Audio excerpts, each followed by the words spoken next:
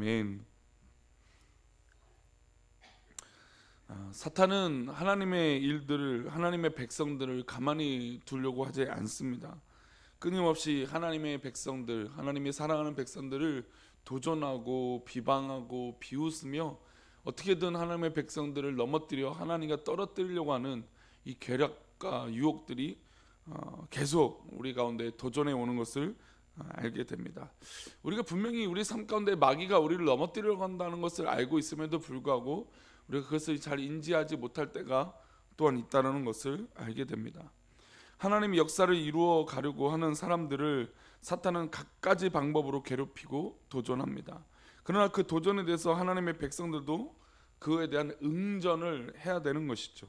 그러니까 영적인 도전, 우리 믿음의 사람들에 대해서 사단이 도전해 오면 우리 믿음의 사람도 그 사단의 도전에 대해서 어떻게 싸우고 어떻게 대처해야 될까, 그리고 이 영적인 전쟁을 어떻게 싸워서 어떤 방법으로 이겨야 될까라고 하는 것을 우리는 우리의 믿음의 삶 가운데 계속 고민하고 나아가야 될 것입니다. 이 영적인 세계에 사탄이 도전이 있을 때 하나님의 백성으로서 그들에게 어떤 이 마귀의 도전에 어떻게 대처를 할 것인가 라고 하는 것은 우리 믿음 생활 가운데 굉장히 중요한 부분입니다.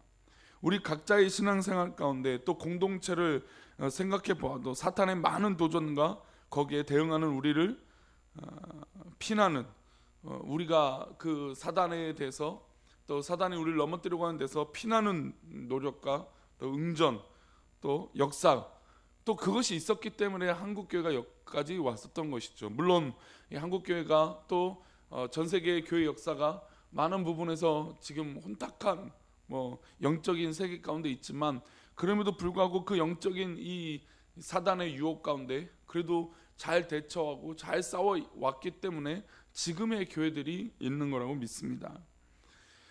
느헤미야가 성벽을 재건하고 또 예루살렘을 위해서 또 남유다를 위해서 총독으로 그 사역을 감당하고 있을 때 좋은 일만 있었던 것은 분명히 아니죠.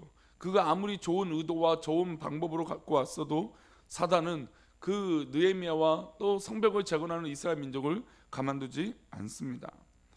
3차 포로 귀환했다라고 하는 이 놀라운 사명을 가지고 또 예루살렘을 재건하겠다, 하나님의 귀한 나라를 재건하고 하나님의 백성들을 또 온전하게 세워나가겠다는 이 엄청난 사명, 이 귀한 이 목표를 갖고 왔습니다. 또 어제 말씀 보니까 이 느헤미야가 어떤 이 가까운 인맥이나 어떤 그런 이 자기가 편한 대로 어떤 그런 일들을 했던 것이 아니라 탁월한 리더십과 사람들을 감동을 시켜서 그 사역들을 했다라는 것이죠.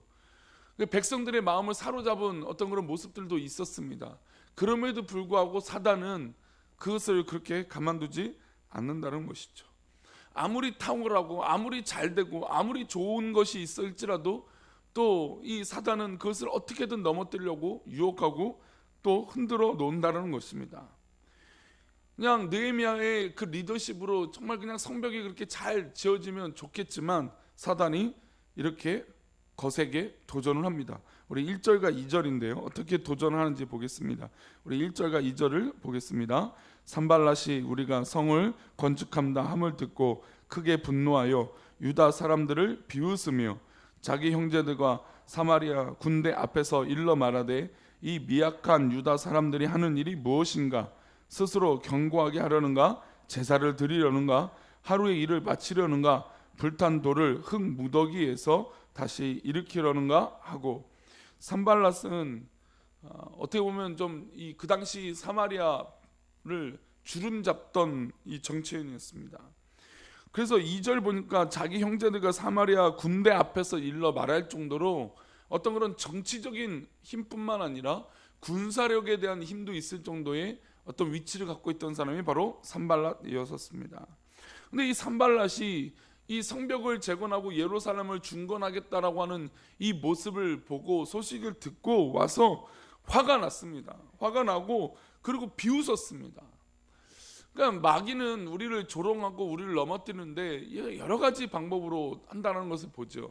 비웃기도 하고 또 화를 내서 협박을 하기도 하고 또 여러 가지 군사력을 소위 말하는 공권력이라고 할 수 있죠. 그런 이 군사의 힘을 비울여서 또 유다의 이 사람들을 협박하고 또 느헤미야를 협박하고 조롱하는 것을 볼 수 있습니다. 그러니까 사단이 공격하는 게 단순히 우리의 영적인 보이지 않는 우리의 마음만 건드리는 것이 아니라 우리 믿음만 흔들려고 하는 거죠. 믿음을 흔들기 위해서 삶의 모든 구체적인 부분들을 들어서 공격한다는 것입니다. 그냥 단순히 비웃기만 하고 또 말로만 하는 것이 아니라, 물론 말도 우리를 넘어뜨릴 정도의 어떤 그런 가시와 칼을 갖고 있는 거겠지만 그 말과 어떤 그런 이 제스처, 이 어떤 그런 느낌만 있었던 것이 아니라 그냥 구체적으로 공격하고 또 군사력을 동원해서 이 교회를 또 믿음의 사람들을 흔드는 것을 볼 수 있다라는 것이죠. 사마리아인의 정치인으로서 이 산발랏은 이 예루살렘까지 그 영역을 손을 대고 그 예루살렘에 있었던 이득까지 가지고 있었던 사람입니다. 그러니까 자신의 이득이 없어지니까 당연히 이 느헤미야와 예루살렘, 이 유다 사람들을 가만히 둘 수 없었던 것이죠. 그리고 조롱하고 방해를 합니다. 어떻게 조롱을 하느냐, 또 이런 얘기를 하죠. 거짓 이야기를 합니다. 우리 3절 말씀인데요, 읽어보겠습니다. 시작. 암몬 사람 도비아는 곁에 있다가 이르되 그들이 건축하는 돌 성벽은 여호가 올라가도 곧 무너지리라 하더라. 예루살렘에 있었던 유다 사람들이 느헤미야를 중심으로 성벽을 재건했을 때, 물론 느헤미야가 놀라운 리더십으로 이것들을 잘 진행하고 있지만, 그러나 분명히 어려운 일이었을 것입니다. 힘들고 고된 일이었을 거예요. 수르바벨 성전도 성전이라고 지어졌지만 그렇게 멋지게 지어진 건 아니었고 그 현실을 다 알고 있었습니다. 게다가 이 전쟁에 패배한 패배국이었기 때문에 그들이 동원하고 할 수 있는 영역이 아무리 좋은 것을 한다고 해도 좋은 것을 할 수 없었을 것이었습니다. 우리가 그들이 현실을 다 알고 있었죠. 우리가 이렇게 좋은 것 튼튼하게 못한다. 그 상황에서도 최선을 다해서 이스라엘 백성들과 느헤미야는 성벽을 재건하고 예루살렘을 중건하고 있는 그런 모습이 있었죠. 그런데 이 산발락과 특별히 옆에 서 있었던 도비아가 완전히 전곡을 찌르면서 비웃었습니다. 여호가 저 성벽을 타고 올라갈 때 다 무너질 정도로 허약하다. 아이고 무슨 저런 성벽을 재건하느냐라고 하며 조롱하고 있는 것이죠. 어떻게 보면 이 말은 이스라엘 민족의 어떤 전곡을 찌르는 말일 수도 있고, 또는 이 거짓말로 이들을 넘어뜨리는 그런 모습일 수도 있습니다. 어떤 모습이든 이 사단과 마귀의 유혹은 이렇게 흔들고 넘어뜨리고 거짓을 소문내는 게 바로 그렇습니다. 왜 사단은 거짓을 할까요? 왜 사단은 참소할까요? 당연히 정직하고 선하고 또 바른 길로 제시해봤자 절대로 믿음의 사람들은 흔들리지 않기 때문입니다. 그러니 그들이 이 믿음의 사람들을 흔들고 하나님의 백성들을 넘어뜨리기 위해선 또 다른 말을 만들어야 되죠. 또 다른 말을 만들었다는 게 무엇입니까? 거짓이죠. 거짓을 얘기하고 거짓을 제시하고 거짓을 통해서 믿음의 사람들을 흔들려고 합니다. 당연히 자신은 믿음의 사람들은 바른 길을 가고 있는데 이 바른 길에 대해서 거짓말을 하니 우리가 평소에 인간의 삶을 살고 있는 우리가 거짓말을 듣고 나서 흔들릴 수도 있다라는 것입니다. 마귀는 그런 듣는 우리의 길을 그렇게 흔들어 버립니다. 산발락 곁에 있어서 사익을 추구하는 사람들이었습니다. 산발락과 함께하는 이 도비아나 모든 이 게셈이나 하는 사람들은 이 예루살렘 이 성전 또 예루살렘 이 모든 곳에서 이득을 취했던 사람입니다. 자신의 이득을 취하는 사람들이 이 교회와 또 믿음의 사람들 때문에 온전하게 그 수익을 받지 못하니 괜히 거짓말하고 트집 잡고 흔들어 버린다는 것이죠. 이런 영적인 도전과 흔들리는 것에 있어서 믿음의 사람 느헤미야와 백성들은 어떻게 대응할 것일까요? 우리 4절 말씀입니다. 4절 말씀 읽겠습니다. 우리 하나님이여 들으시옵소서. 우리가 업신여김을 당하나이다. 원하건대 그들이 욕하는 것을 자기들의 머리에 돌리사 노략거리가 되어 이방에 사로잡히게 하시고. 아멘. 하나님이여 들으시옵소서. 우리가 업신여김을 당합니다. 우리가 정직하게 하나님의 일들을 감당하고 있는데 저들이 거짓말로 우리를 넘어뜨리려고 합니다. 우리를 흔들고 있습니다. 우리를 욕하고 있습니다. 참 느헤미야가 그런 면에서 이 상황이 참 우리랑 비슷한 상황이 많죠. 그렇죠? 돌 성벽은 여호가 올라가도 곧 무너지리라. 그렇죠? 우리의 실제적인 이 건물을 보고 30년 40년 됐다고 왜 건물에 대해서 보상을 하느냐, 이런 얘기를 합니다. 맞는 얘기 같죠. 그러나 거짓입니다. 우리가 교회가 이전함으로 또 비켜줌으로 이 땅의 용적률, 그러니까 이 지역의 사업성이 얼마나 높아지는지 모릅니다. 우리가 잘 알고 있다시피 이 사랑제일교회 이슈가 되죠. 물론 문제가 많은 우리가 다 잘 알고 있습니다. 그런데 사랑제일교회도 쉽지 않은 부분들이 그 땅에 그대로 있으면 용적률이, 그 아파트의 이익률이 날 수가 없습니다. 높아질 수가 없어요. 그러니 교회를 비켜달라고 맨 처음은 얘기합니다. 정중하게 얘기하죠. 대토를 해주겠다고 계약서를 쓰면서 교회 땅을 이렇게 이전해 주십시오. 이전해 주면 보상비랑 이런 것들을 진행하겠습니다 라고 교회마다 그렇게 제시를 합니다. 하지만 실제적인 보상이 있을 때 이 교회가 30년 40년 되는데 무슨 그 건물을 값어치를 쳐줍니까? 라고 말을 바꿔버리게 됩니다. 맞는 말 같아요. 그러나 그것이 맞는 말이 아니죠. 거짓입니다. 그것을 단순히 건물로 평가하지 않는다는 것을 모든 사람들이 알고 있어요. 그러나 자신의 이득에 비추어 봤을 때, 근데 그것이 누구의 이득인지 모르겠지만 자신의 이득을 비춰봤을 때 그렇지 않다라는 것이죠. 참 비슷한 상황입니다. 이런 상황 가운데 거짓말을 듣고 어려움을 듣습니다. 이런 도전이 있을 때 어떻게 대응할까요? 하나님이여 들으시옵소서. 이들이 선택했던 건 기도였습니다. 지난 주말에 여러 이 주변에, 우리가 교회라고 말하기는 그렇지만 어쨌든 교회 또 주변의 이야기들을 듣습니다. 듣는데 오신 분들이 이제 교회에 관련된 분들이죠. 오시는 분들이 자기네들도 막 이제부터 졌으니까 우리들한테 했던 얘기를 거짓말로 했던 이것들이 있어서 우리는 현수막 걸고 막 이렇게 싸우려고 계획합니다. 하더라고요. 그래서 저도 그 얘기를 했어요.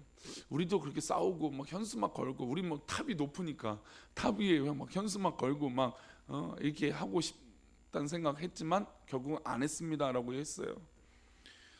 교회가 같이 그런 세상의 방법으로 싸워봤자 덕이 될 게 없다라고 얘기를 해줬습니다. 물론 억울하고 속상하니까 그분들도 그런 얘기를 했겠죠, 그죠? 그럼 우리의 방법은 하나님이여 들으시옵소서라고 하는 방법이라는 거죠. 기도하는 것이죠. 우리가 진실하게 기도하고 하나님, 우리의 속상함, 우리 업심당한 것을 하나님 갚아주시옵소서, 그 머리에 돌려주십시오라고 얘기하는 것입니다. 하나님께서 하나님의 확실한 방법을 우리에게 알려주셔서 그 방법은 바로 기도입니다. 느헤미야는 이 일을 시작할 때도 기도로 시작한 것을 우리는 알고 있습니다. 느헤미야 1장에서 성벽을 재건하고 예루살렘의 소식을 들었을 때 그는 금식하며 침상이 젖도록 하나님 앞에 기도하며 나아갔던 사람이었습니다.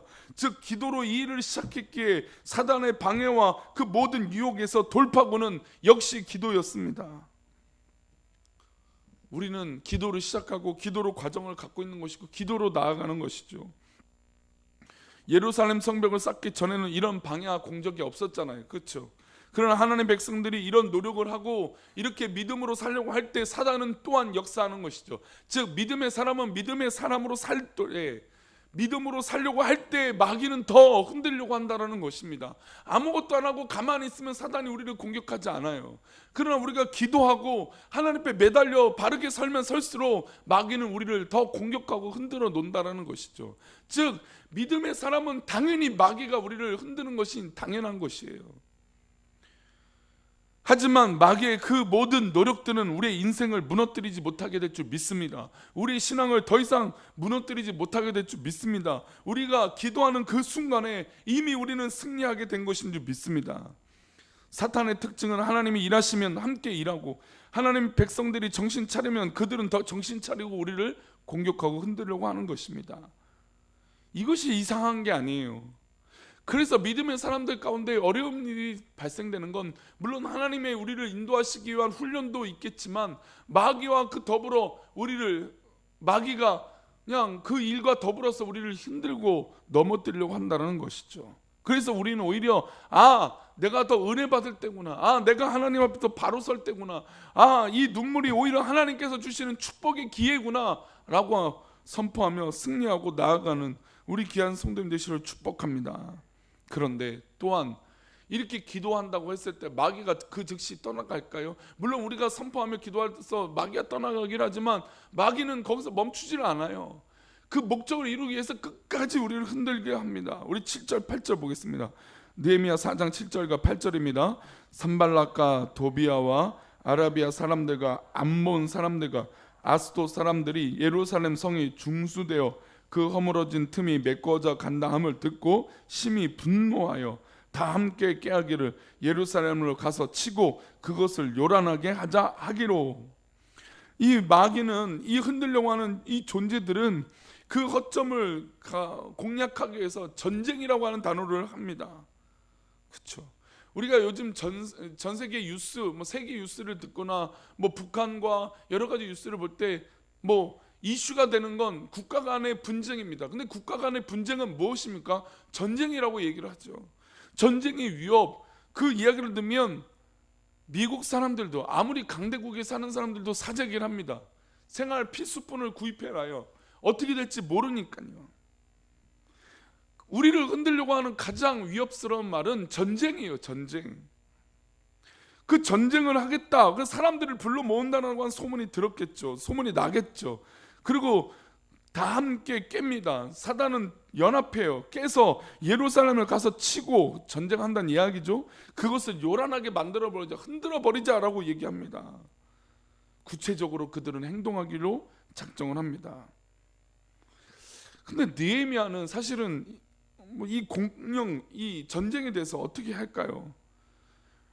산발락과 도비아와 아라비아 사람들 게셈이 꾀한 일은 거짓 소문을 내는 일밖에 없었습니다. 사실 그래요. 그래서 실제로 바사 왕이나 이 왕의 거짓 소문으로 또 보고도 하기도 합니다. 헛된 소문도 냅니다. 근데 이것에, 이 전쟁이라고 하는 것에 사로잡혀서 두려움에 사로잡히면 이게 더 큰 문제라는 것이죠. 우리도 사실 그렇잖아요. 우리가 두렵다라는 건 어떤 그런 강제 집행이나 우리를 넘어뜨리려고 하는 공격에 있지 않습니까? 근데 우리는 분명히 이겼습니다. 이겼는데도 두려움이 생긴다는 거죠. 그래서 우리는 이런 말과 소문에 두려워해서는 안 될 줄 믿습니다. 그래서 느헤미야는 또 다른 응전을 해요. 반응을 하죠. 우리 9절 말씀입니다. 우리 9절 말씀 읽어보겠습니다. 우리가 우리 하나님께 기도하며 그들로 말미암아 파수꾼을 두어 주야로 방비하는데, 기도와 삶의 방어를 하게 됩니다. 이제 기도했으니까 실질적인 삶에서도 내가 해야 될 것들을 해 나가는 것이죠. 수고합니다. 헌신하는 거죠. 주야로 방해하는데 잠을 못 자면서 하는 것이죠. 실제적으로 행동을 합니다. 하나님의 백성들이 사탄의 도전에 응전하는 두 번째 방법은 실제적인 대비책도 갖고 나아가는 것입니다. 우리가 그런 대비책을 갖고 있는 것이죠. 물론 막연할 수도 있어요. 우리가 아무리 완벽하게 준비한다고 해도 막연한 거죠. 실제로 닥치지 않는 문제이기 때문에. 그러나 그 막연한 것에 우리가 기도했기 때문에 그 역사를 우리 하나님께서 이루어 주실 줄 믿습니다. 이게 바로 우리의 슬기로운 하나님 백성들이 하는 선택과 방어, 준비라는 것이죠. 말씀 맺겠습니다. 사단은 언제나 믿음의 사람들이 바르게 서려고 할 때 오히려 더 흔들려고 하는 것입니다. 즉 그렇다면 우리 꿈꾸는 교회가 하나님 앞에 더 바로 서려고 하고 있는 이 과정에 당연히 사단은 우리를 더 넘어뜨리려고 하겠죠. 더 흔들려고 하겠죠. 예전에 경험하지 못했던 이상한 방법으로 우리를 또한 흔들려고 하겠죠. 또 거짓으로 소문을 내고 또 성도들 간에 이간질을 하고 비난을 하게 만들고 여러 가지 심리적이든 또 실제적이든 우리를 넘어뜨리려고 합니다. 그러면 그때마다 우리가 하나님 앞에 첫 번째 우리는 기도로 시작했으니 기도로 이 과정을 이겨야 될 줄 믿습니다. 그리고 하나님 앞에 토로하는 거죠. 하나님, 저 원수들의 머리에 갚아주십시오. 하나님, 이 저 거짓말을 하는 존재들에게 갚아주십시오. 그리고 기도하는 것입니다. 그리고 우리가 해야 할 일을 최선을 다해서 준비합니다. 어떻게 보면 더 강력한 방해가 생겨내죠. 전쟁을 하겠다 아닙니까? 얼마나 무섭습니까? 그러나 우리는 그에 대해서 준비하고 방어하면, 영적으로 무장하면 이 일을 하나님께서 이루어 주시고 이기게 해 주실 줄 믿습니다. 우리가 알다시피 예루살렘 성벽은 52일 만에 성벽이 재건이 됩니다. 정말 대단한 업적을 이뤄내는 것이죠. 그런데 이 과정의 시작은 바로 기도로 시작했다는 것을 우리는 꼭 기억해야 됩니다. 그리고 실제적인 방해와 공격이 왔을 때도 기도로 이겼다는 것을 우리는 기억해야 됩니다. 그리고 이 기도 후에 우리가 해야 될 일을 하나님 앞에 준비하여 나아간다면 하나님께서 이 일들을 하나님께서 완성해 주실 줄 믿습니다. 사랑하는 성도님들, 어떻게 보면 우리는 이 과정 가운데 있어요. 우리는 지금 이런 영적인 싸움을 하고 있어요. 영적 전쟁이에요. 이 전쟁이 우리 가운데 있습니다. 그러나 이 전쟁 가운데 우리가 낙심하거나 또 우리가 소위 말해서 내란, 스스로 무너지거나 스스로 흔들려서 엎어지는 것이 아니라 굳건하게 하나 되고 굳건하게 서로 사랑하고 굳건하게 믿음으로 동역하여 이 멋진 영적인 싸움에 승리하는 놀라운 우리 성도들의 신앙의 고백이 되시기를 축원합니다. 기도하겠습니다. 하나님,